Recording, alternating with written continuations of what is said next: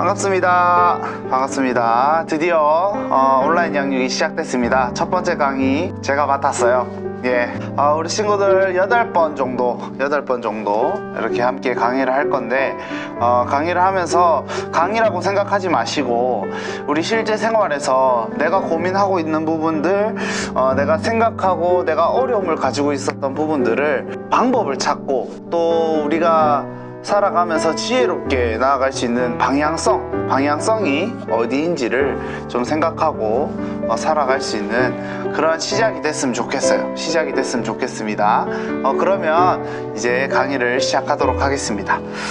자, 우리는요, 관계 속에서 살아갑니다. 그죠? 관계 속에서 살아가요. 우리 혼자 살아가는 세상이 아닙니다. 학교를 가도 어떤 공동체 안에 들어와도, 심지어 우리 교회에 와도 혼자 교회 다니는 사람은 없어요. 우리는 관계가 필요하면서 살아갑니다. 그 관계가 왜 필요할까요? 왜 필요할까요? 관계가.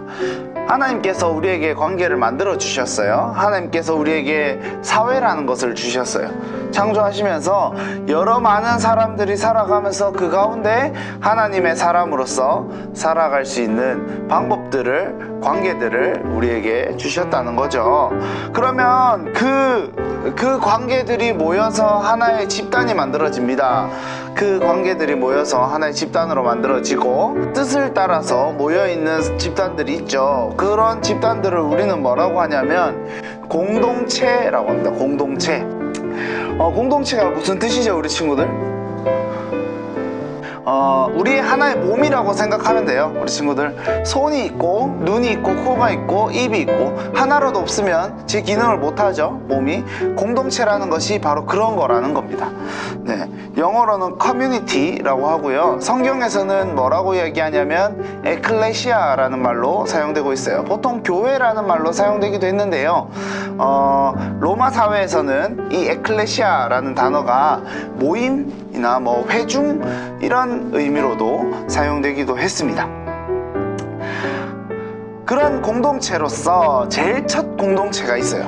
우리 친구들 어렸을 때 제일 먼저 태어나서 접하게 되는 공동체가 무엇입니까? 가족이죠. 가족. 네, 가족입니다. 가족. 성경에서도 제일 처음에 나타나는 공동체가 가족입니다. 가족. 누구죠? 아담과 하와가 가정을 이루고 살아가는 공동체의 모습을 보여줍니다. 그만큼 가정이라는 것이 우리에게 굉장히 소중한데,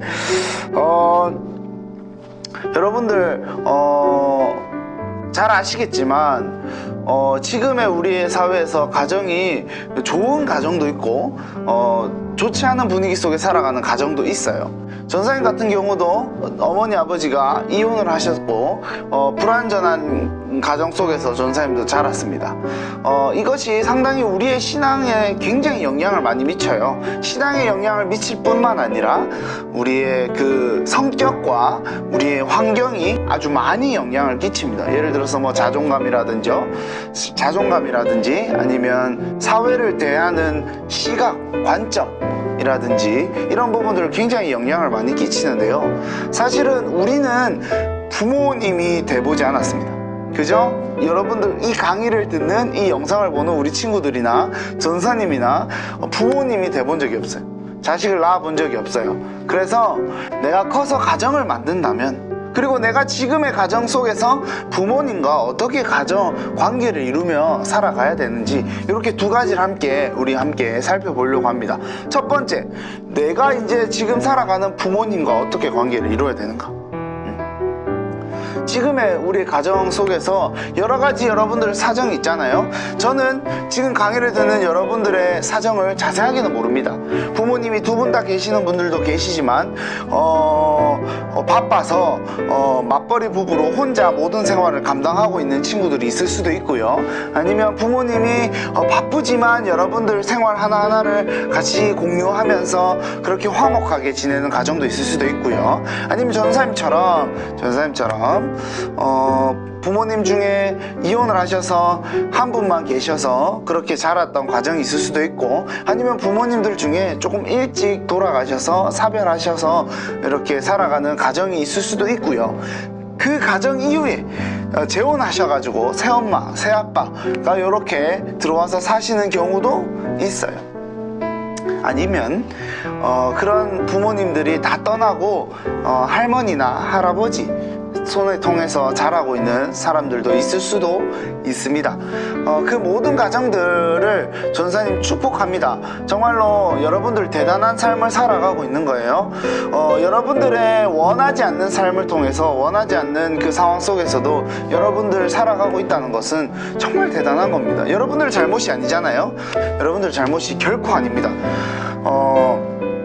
어쨌든 그런 가정 속에서 내가 부모님과 어떻게 살아가야 되는가, 내가 부모님과 살아가야 되는가, 참 억울합니다. 전사님이 얘기했잖아요. 내 때문이 아니고 나로 인해서 생긴 상황들이 아니에요. 그렇지만 그 상황을 함께 겪어가야 돼요. 그게 공동체의 방향이거든요. 공동체가 가지고 있는 그 본질이거든요. 근데 나는 어떻게 해야 되느냐, 그런 부모님들한테 어떻게 해야 되느냐. 해준 것도 없고, 그렇다고 뭐 돈이 많아서 내가 정말로 막 부끄럽지 않게 이렇게 막 떠받들어져서 살아가는 것도 아니고, 세상 가운데는 뭔가 위축되고 열등감을 가지고 살아가게끔 만들어 놓고 나한테는 해주는 것도 없는 부모님이라고 느끼는 경우가 많죠, 사실은.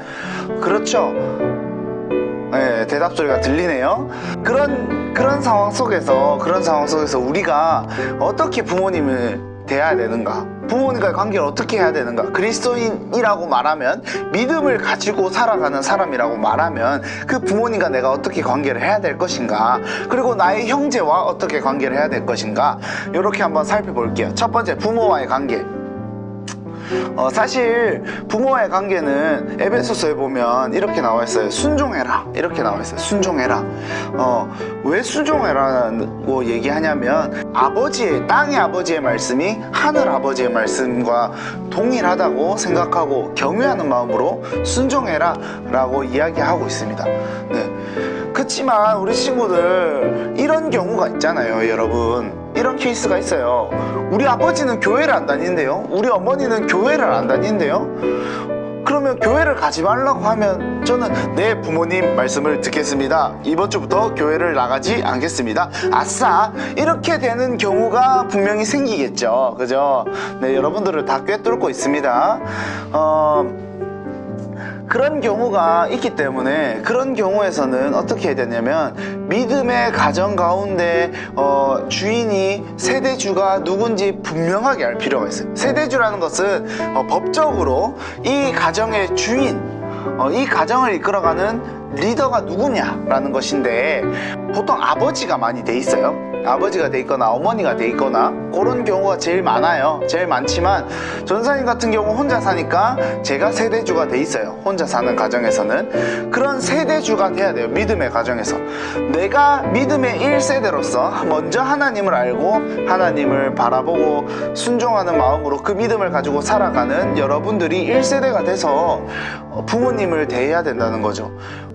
반대로 말하면 억울한 사람, 분노의 사람, 굉장히 나한테 모질게 아무것도 해주지 않는 사람이 아니라 하나님의 말씀을 모르는 불쌍한 사람, 긍휼한 마음으로 부모님께 대해야 된다는 거예요. 그래서 내가 먼저 낮아지고 내가 먼저 순종하고, 그리고 담대하게 지혜롭게 부모님에게 먼저 소통할 수 있는 그런 용기가 필요합니다, 여러분들. 예를 들어서 교회를 나가지 마라, 이렇게 이제 이야기하고 있어요. 사실 지금의 우리 현실 속의 시국 가운데 보면 부모님이 교회 걱정되니까 나가지 마라 이렇게 얘기하는 경우가 있죠. 네, 있습니다. 그런 친구들이 있어요. 그런 친구들이 있는데 그 친구들한테 이렇게 좀 권유했으면 좋겠어요. 우리가 예배를 나가고 하나님의 말씀을 듣지 않으면 죽는다. 왜냐하면 우리가 밥을 먹지 않아서 굶어 죽는 것과 동일한 거다. 그렇지만 부모님 앞에서 내가 죽는다라고 얘기하면 굉장히 불효자입니다. 우리 친구들 죽는다라고 얘기하지 말고 아주 괴롭다, 내가 힘들다, 행복하지 않다 라고 돌려서 표현하면 좋겠죠. 그렇게 이제 얘기를 하면서 안전하다는 것을 조금 더 어필을 하면 좋을 것 같아요. 우리 다 방역을 하고 있고 교회에서도 확진자가 나오지 않도록 굉장히 노력하고 있다. 그리스도인으로서 우리가 정말로 빛이 되려고 정말 노력하고 있다. 그러니까 나를 좀 믿어달라 라고 이렇게 진심 어리고 지혜롭게 부모님을 무시하지 않는 그런 말들로 이야기한다면 부모님들은 그 말에 수긍하실 수밖에 없어요. 왜냐하면 옛말에 그런 말 있잖아요. 자식 이기는 부모 없다, 이런 얘기 있죠. 네, 한 번도 부모님이 저를 이기신 적이 없습니다. 사실 뻥이에요. 늘 지는 것 같아요. 저는 늘 지는 것 같아요. 그치만 부모님들은 안 그럽니다. 안 그래요, 우리 친구들. 그렇기 때문에 그렇게 부모의 관계를 조정하고 조절하면서 살아야 돼요. 그 다음 두 번째, 형제들과의 관계를 어떻게 해야 되느냐.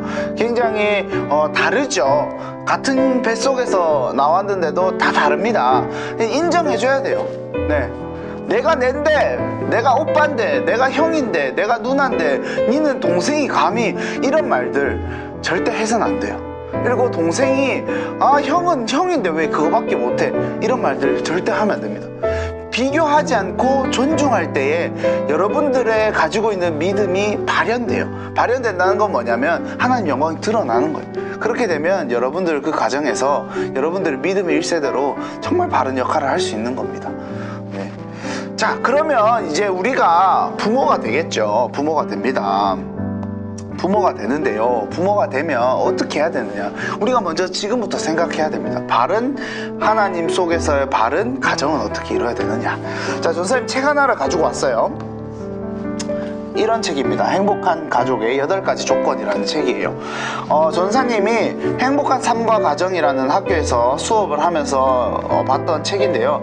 여기 보면 이런 설문지가 있습니다. 설문지. 바른 가족의 가치관. 네, 바른 가족의 가치관이라는 제목의 설문지가 있는데 요거는 별도로 여러분들한테 첨부해서 드릴 테니까 여러분들 하시고 보시면 좋겠어요. 하시고 보시면 좋겠어요. 1, 2, 3순위 이렇게 쭉 정할 수 있고요. 전사님은요 어떻게 했냐면 집에서의 편안함이 1순위였어요. 그 다음에 정신적인 충족이 2순위였고요. 그 다음 마지막에 다양성이 3순위였어요. 전사님이 원하는 가정, 하나님 앞에서 바른 가정이라고 생각하는 것은 뭐냐면 집 안에서의 편안함이 있어야 돼요. 우리 친구들 집에 가면 맨날 눈치 보고 공부 안 하냐고 막 소리 지르고 그런 부모님들 여러분들 싫었죠? 근데 여러분들 어떻게 할 것 같아요? 여러분들 똑같을 거예요.